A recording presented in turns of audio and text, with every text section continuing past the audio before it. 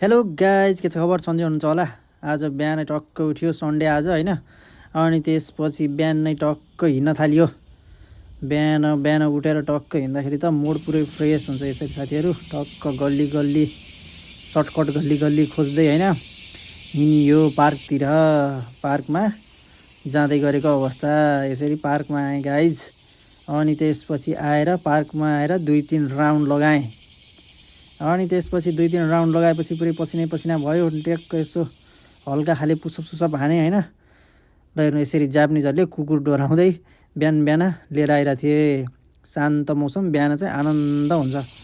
किराकिरीहरू कर्र गरेर कराएको हुन्छन् होइन, आवाज सुन्दै यस्तो फ्रेस हुन्छ बिहान त।